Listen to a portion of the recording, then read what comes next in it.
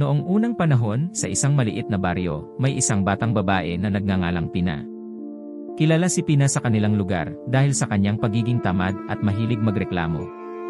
Tuwing uutusan siya ng kanyang ina, si Aling Rosa, lagi niyang sinasabing hindi niya makita ang mga hinahanap na bagay. Isang araw, tinawag ni Aling Rosa si Pina. "Pina, anak, pakikuha naman ang walis sa ilalim ng hagdan." Sumagot si Pina, "Nay, hindi ko po makita." Napabuntong hininga si Aling Rosa at siya na mismo ang kumuha ng walis. "Pina, lagi ka na lang ganyan. Kung magpapatuloy ka sa pagiging tamad, isang araw, makikita mo kung ano ang mangyayari sa iyo." Ngunit nagpatuloy si Pina sa kanyang ugali.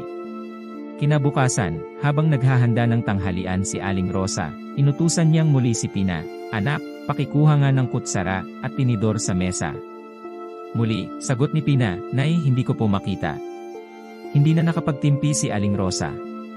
Kung gusto mong laging sinasabi na hindi mo makita, sana'y magkasandaang mata ka para makita mo na lahat. Sa isang iglap, naglaho si Pina.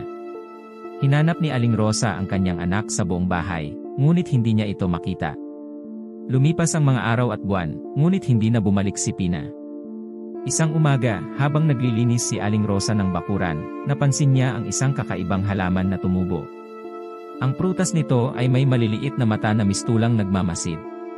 Napagtanto ni Aling Rosa na ito ay si Pina, na naging isang prutas, dahil sa kanyang sumpa. Ang prutas na ito ay tinawag nilang pinya, mula sa pangalan ni Pina. Simula noon, naging aral ito sa lahat ng mga bata sa baryo, na huwag maging tamad at matutong sumunod sa kanilang mga magulang.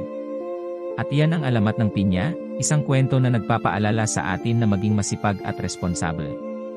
Sa bawat kagat ng matamis na pinya, lagi nating tandaan si Pina at ang kanyang naging kapalaran.